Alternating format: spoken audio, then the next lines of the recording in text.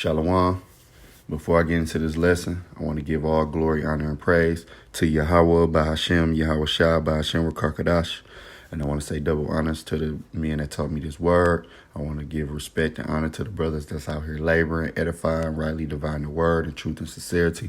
And I want to say shalom to the believers, you brothers and you sisters out there, which is the Akim wa Akwath. So what I want to get into tonight is major food shortages are coming to the United States. You see it, and this is all prophecy, and like I said, it's all prophecy. It's all got to come to pass. Everything that the Lord speak about is going to come to pass, So, and this is just one of them. It's leading up. These things are going to be leading up to the famine, Matter of fact, before I go further, let me get something. Let's go to the book of Matthew 24, starting at 7. For nation shall rise against nation, and kingdom against kingdom, and there shall be famines and pestilence and earthquakes in diverse places. All these are the beginning of sorrows. And this in a nutshell, this is explaining what's going on right now. And this is prophecy, man. It say nation shall rise up against nation. I mean, you got looming talks of U.S. versus China and Iran and Israel. I mean, Russia and the U.S. You got all this looming war, talk, and then you got, even down to the non-maxed versus the max, the non-juice versus the juiced.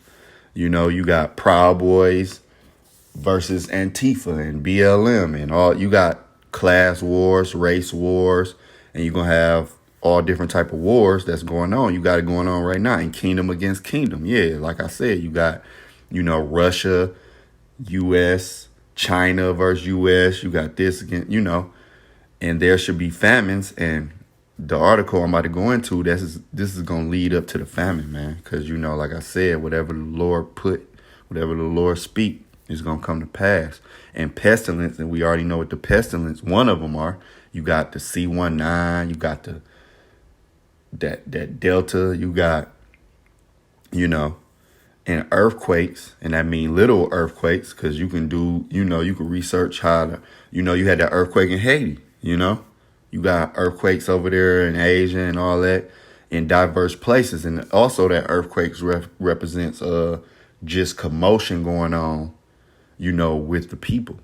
All these are the beginning of sorrow. So right now, we at the cusp, we at the beginning of things looking down. And it's not just going to be for the U.S., it's going to be worldwide, But this article is basically, because in certain places you already got famine. And it ain't really popped off over here yet, but it's going to come, So getting into the article, if you've recently been to the grocery store, you probably noticed a few empty shelves. Many people are unable to buy everything on their shopping list. And I'm a witness to that. You go in certain stores, even like Dollar Tree and all that, where it used to be stocked up at a certain point. I mean, you go in there and it's empty. My sister done told me she done went in the store. It's been my mama, other people. I've been hearing brothers talk about it, and hey, this is real, It says many people are unable to buy everything on their shopping list, and unfortunately, experts predict that food shortages across the United States will get much worse over the coming months. What is that? Leading up to famine. When you got, you got all that cargo that's sitting out in the Pacific, I believe, just sitting there. And let's just go into this. Supply chains are collapsing due to labor shortages and delays in logistical operations. So you even got the labor shortages. You got the, that's scriptural. That's even scriptural, right? The labor shortages. According to The Guardian, a record-breaking flotilla of container ships is waiting to unload goods. With the holiday season approaching, companies across the U.S. predicting shortages and price rises for everything from artificial Christmas trees and sport goods to Thanksgiving turkey. So, and I seen something flash across my email one day where it said, hey, you need to do your holiday shopping right now, even though, we don't celebrate them pagan holidays, but that's just something I seen,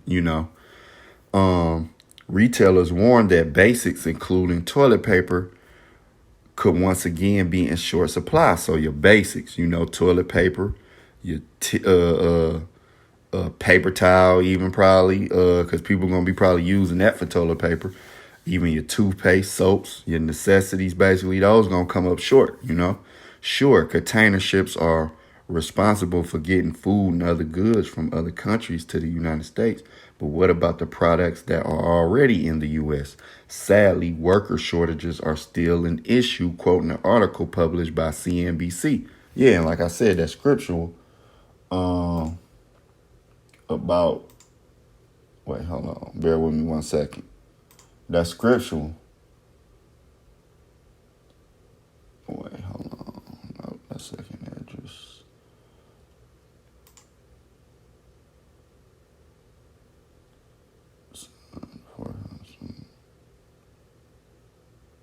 Bear with me 1 second.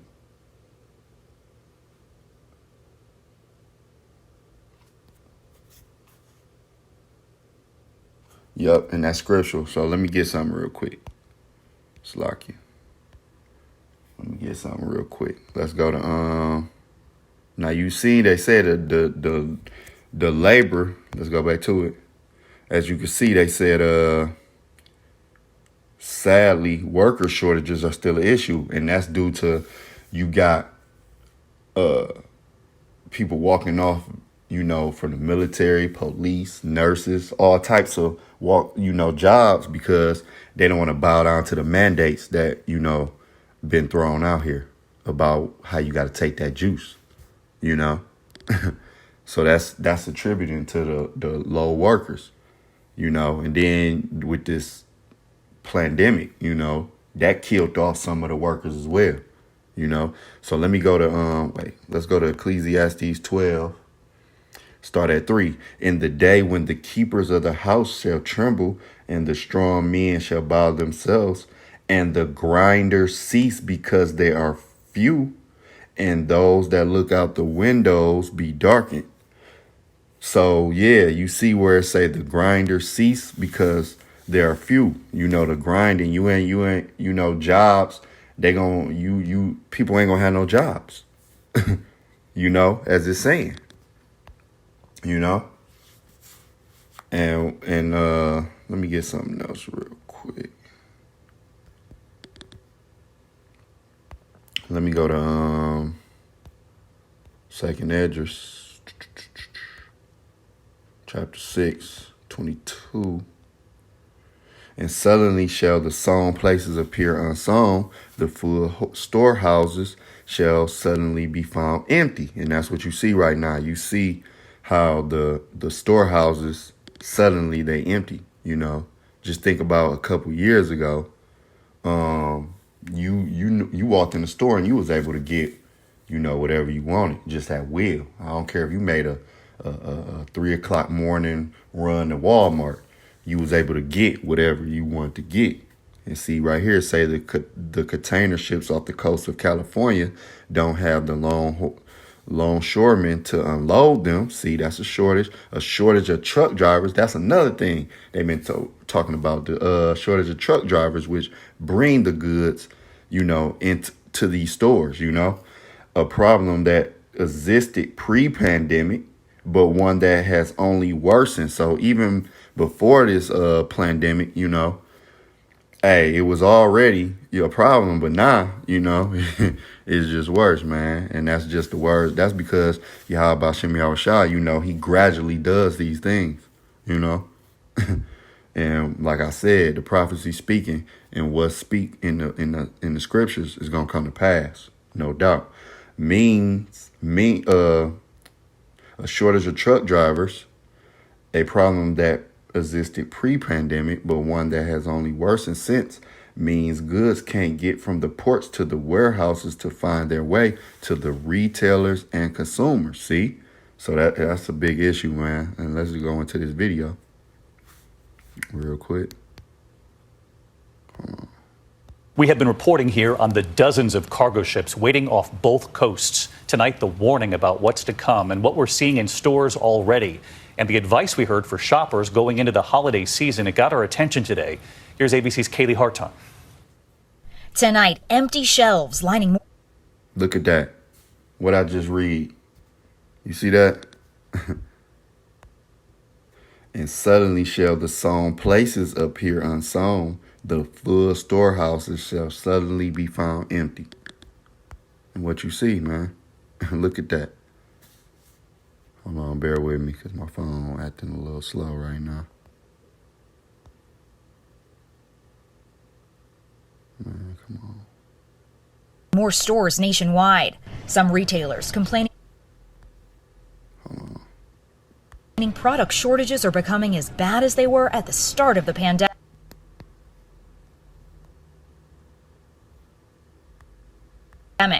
Costco, once again. Hold on, because my phone want to act slow.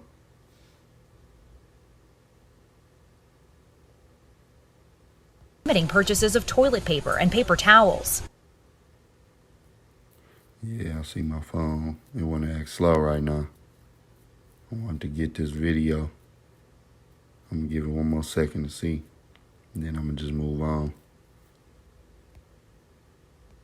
From Nike to Apple, American businesses feeling the pinch. The Delta.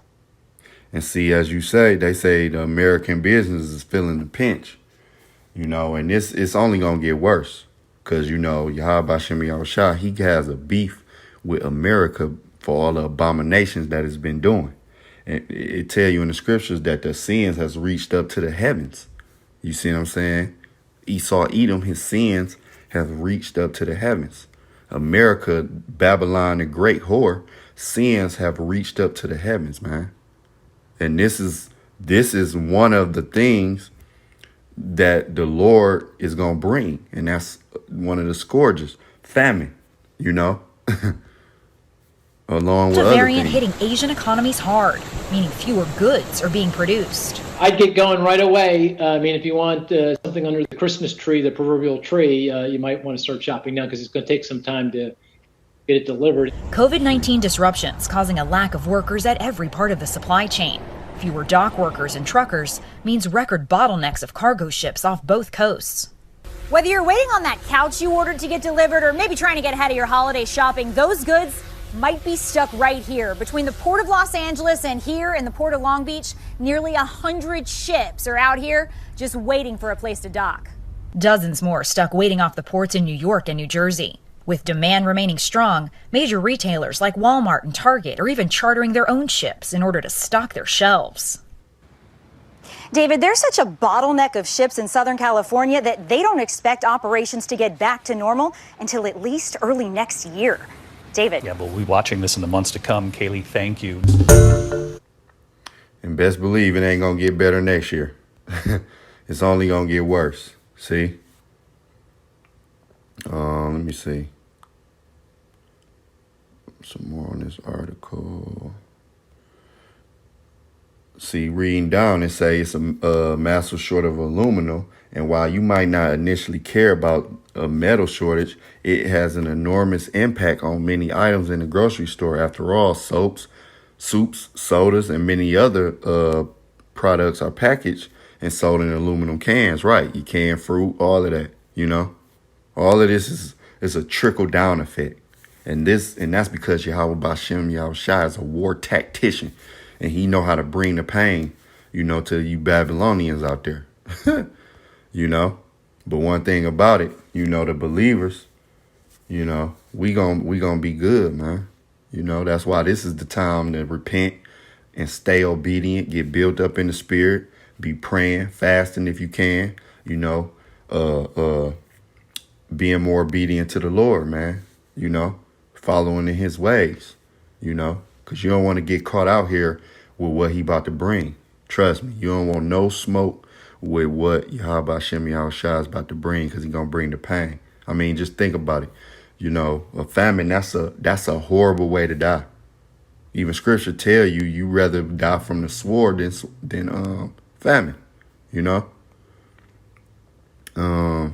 Reading down, it said America isn't the only country facing a major supply chain crisis. The United Kingdom is bracing for a permanent food shortage. See, not temporarily, permanent, man.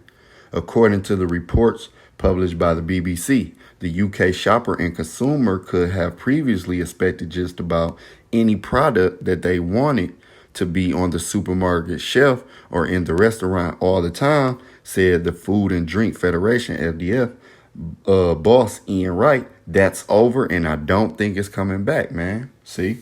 So, hey, this thing right here, you know, this ain't going away. Cause why? It's prophecy. It's written.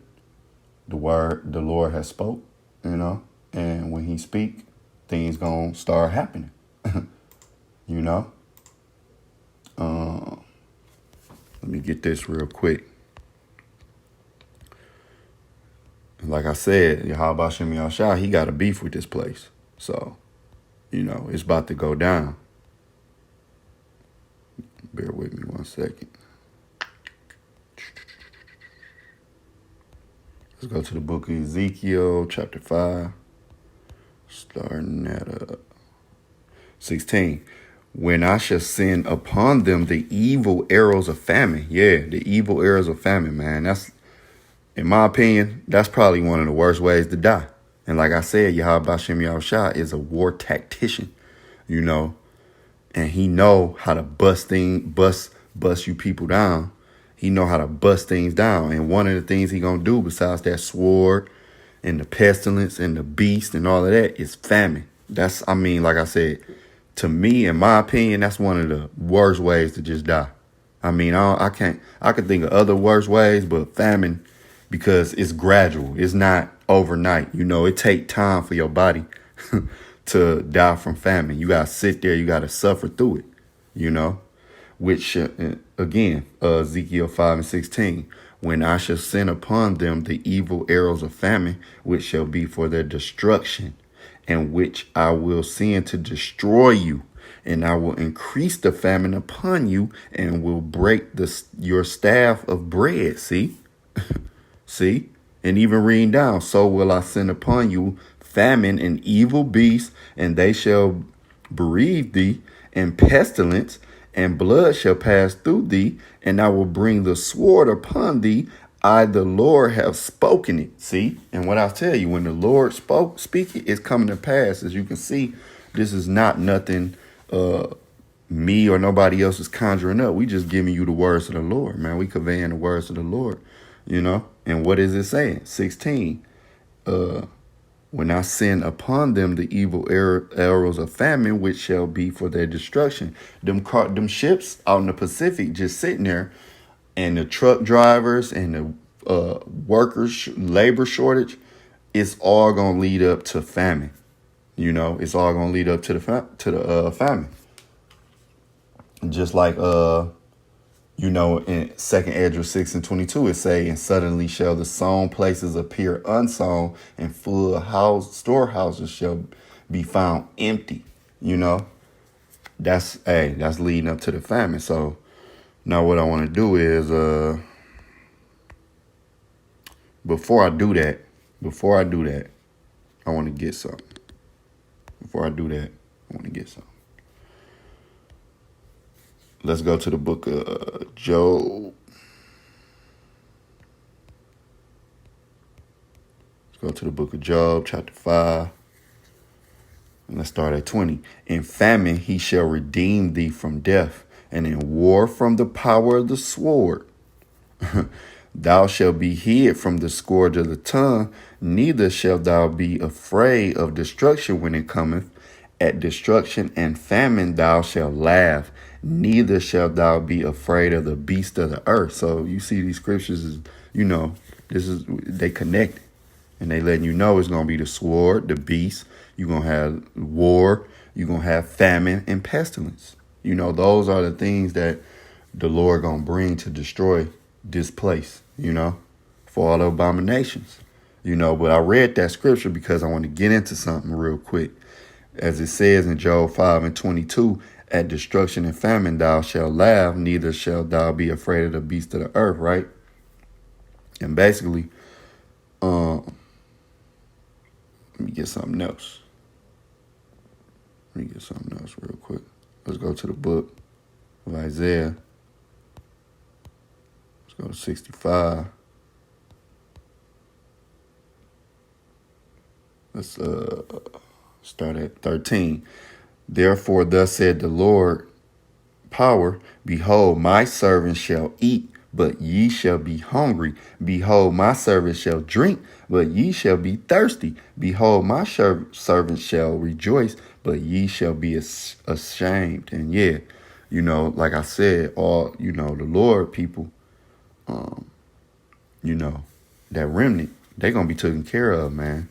Even if, we go some days without eating, even though we going to be in the midst of what Jacob trouble and what's going on, hey, we going to come out on top because the Lord going to have us, man. Like it said, therefore, thus said the Lord God, behold, my servant shall eat, but ye shall be hungry. And right now, what I want to do is I want to get this account of, the Lord providing for his people, And as you can see, the 4 lepers related Armin's flight. So this is in 2 Kings chapter 7, right? And at this time, you had the king, what was his name? Ben-Hadad. You had King Ben-Hadad. He had sieged Samaria. He was the king of Syria, and he had sieged Samaria at this time. And then it was a famine in Samaria, It was a bad famine. Matter of fact, I'm going to show you how bad it is. And it's going to get this bad again, man. But I want to show you how bad this famine was. That it was cannibalism going on. Let me see. We in 2 Kings chapter 6. And let me just read. Starting at 25. And there was a great famine in Samaria, and behold, they besieged it until a ass head was sold for 4 pieces of silver. And an ass head, that's a donkey head, man. A donkey head was sold for 80 pieces of silver, and the 4th part of a cab of dove dung for 5. So they was out there eating basically bird shit. And let's do something real quick. Let's look up cab. Just for edification's sake. And it say a dry measure cab, about 1.5 liters, or 1/6 of seah, 1/18 of an ephah, right? So look, let me do something. So let's do something real quick. When you go to the CSB, it says, so there was a severe famine in Samaria, and they continued the siege against it until a donkey head was sold for 34 ounces of silver, and a cup of dove's dung sold for 2 ounces of silver. So man, it had to be bad out there. It had to be bad, man, and it's gonna come back to that time. And going to 2 Kings 6:26. And as the king of Israel was passing by upon the wall, there cried a woman unto him, saying, help my lord, O king. And he said, if the Lord do not help thee, whence shall I help thee? Out of the barn floor or out of the winepress? So even the king said, hey, I can't do nothing for you. If the Lord ain't do nothing for you, I can't do nothing for you, most definitely. And it's going to come back to that time where people going to be looking, certain people going to be looking towards the government and towards these so-called authorities, and they ain't going to be nowhere to be found, man. You're going to have to rely on the Lord. You're going to have to rely on Yahweh Hashem Yahushua. And if you ain't covered, guess what? You're going to be in a bad case. 2 Kings 6:28, reading on. And the king said unto her, what aileth thee? And she answered, this woman said unto me, give thy son that we may eat him today, and we will eat my son tomorrow. So we boiled my son and did eat him. And I said unto her, the next day, give thy son that we may eat. And she said, and she have hid her son. See? So people was out there eating their kids, man.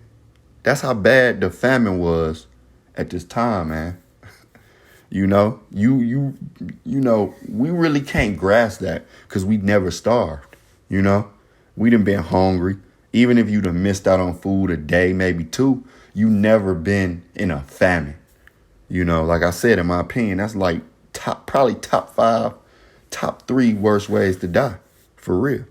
So now I want to get into this count, like I said, you know, about how you got to trust in the Lord, and trusting in the Lord, that's what's going to do it, you know.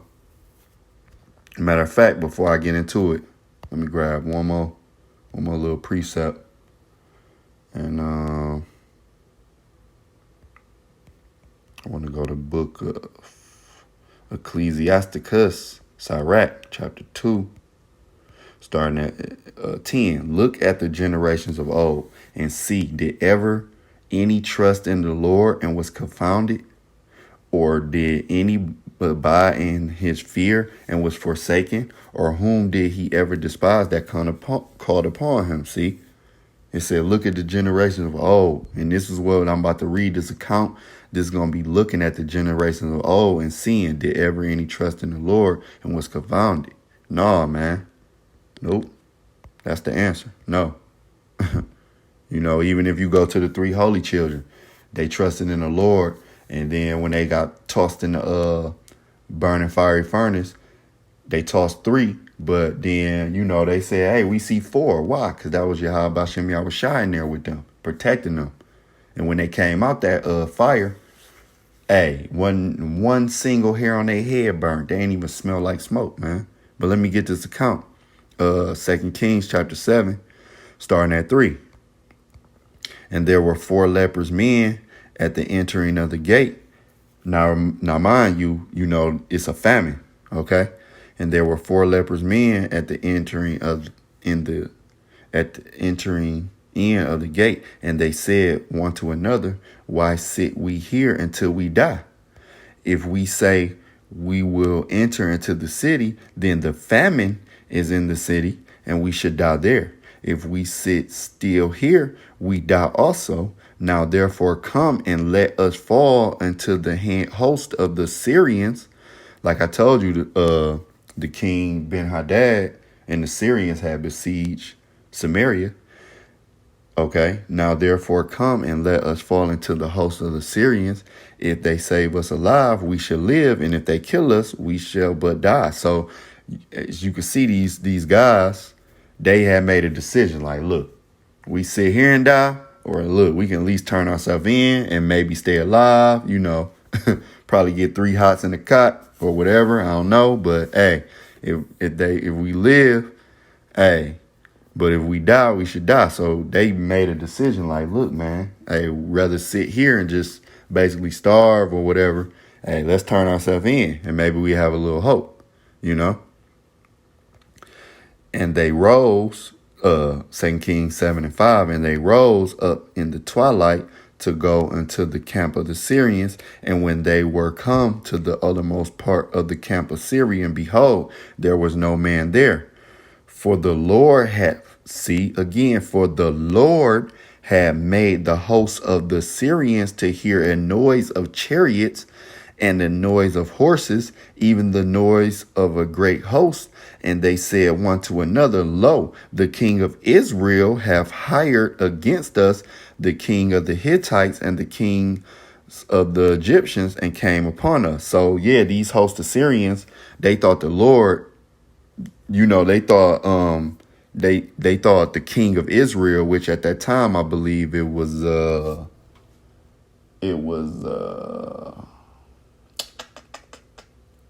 was the king of Israel at that time?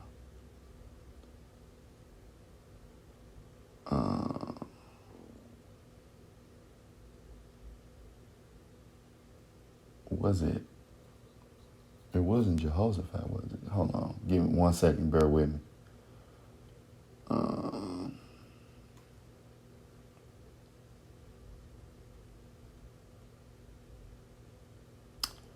I have to look it up.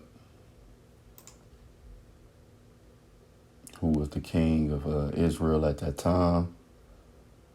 But they thought he had hired. Hold on, bear with me 1 second. I want to get it, just for edification's sake.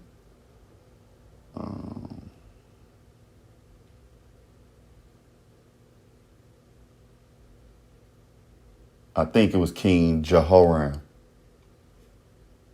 Yup, Jehoram. At that time was the king, and they thought he had hired, the the army. But you see, for the Lord had made the host of the Syrians hear a noise of the chariots. See, wherefore they arose and fled in the twilight, and left their tents and their horses and their asses, even the camps as it was, and fled for their life. So you see, the Lord, he made them. Hey, that's the power, man.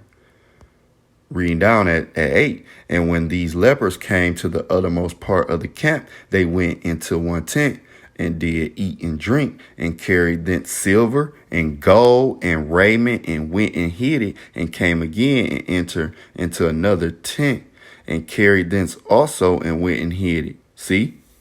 So they went in the tent, and they was able to get, they eat, they drunk, and not only did they have food, they had silver, gold, clothes. That's what raiment is, clothes.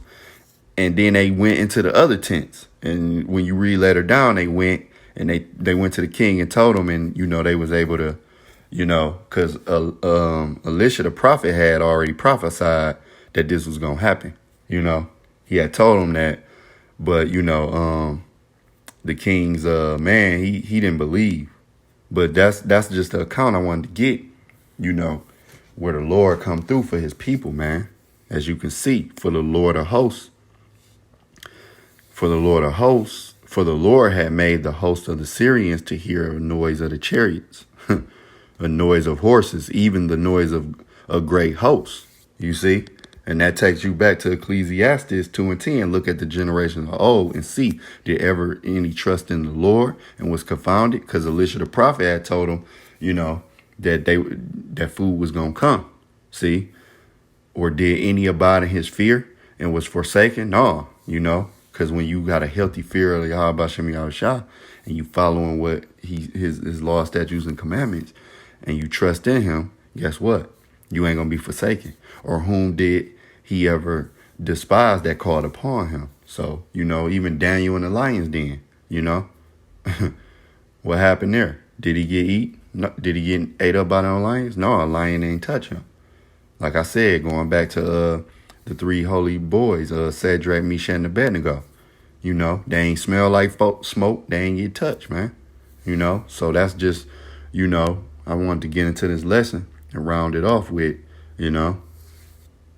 trust in the Lord. Cause that's that cover we gonna need in these times coming up ahead, man. And that's about it. That's the point been made, man. So with that, I just want to give all praises, honor, and glory again to Yahweh B'Shem, Yahweh Shah B'Shem Kakadash. And man, until the next one, Shalom.